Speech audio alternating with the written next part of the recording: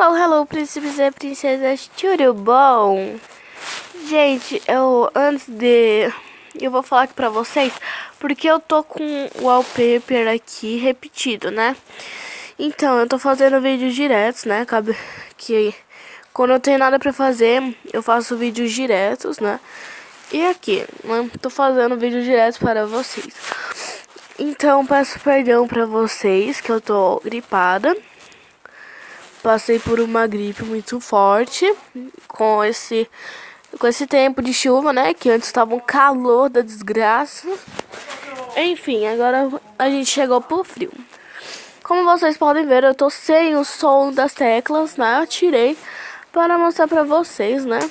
Mas hoje eu vou ensinar como colocar aquele sonzinho da tecla, né? Sem aplicativo. As pessoas falam, mas precisa de aplicativo. Tem um aplicativo muito bom. Que é, gente, o nome dele é o Dex, tá? Ó, vou pesquisar pra vocês o Dex. Minha launcher é essa aqui, tá, gente? Esse nove launcher, não é mais segredo. Ó, até pesquisar aqui pra vocês. Google Play. Ó, nossa. Eu não sei como escreve. Aqui, ó, Audex. Esse aplicativo aqui, ele é de som de celular, né? Mas tudo bom, ai querida. Tudo bom, gente. Mas ele trava pra caramba o celular. E quando você clica, umas meia hora depois faz o som. Então o que eu vou ensinar pra vocês é do próprio celular, tá? Primeiramente, vocês vão aqui nas configurações, tudo bom? Aqui, vocês vão vir aqui, ó, em sons e notificações. Vai vir aqui, ó, toques e sons, né? Acho que no de vocês tem.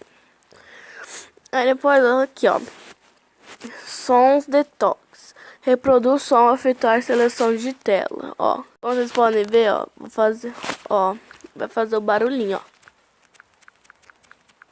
Ai, gente, calma aí, bugou, ó. Não sei se dá pra ouvir, mas o som já está personalizado, gente. Então é isso. O som depende mais do seu celular mesmo, tá? Não baixe o Audex porque é muito péssimo.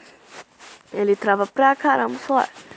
E então, esse foi o vídeo. Deixa o like, se inscreve que ajuda bastante. Um beijo e tchau, tchau.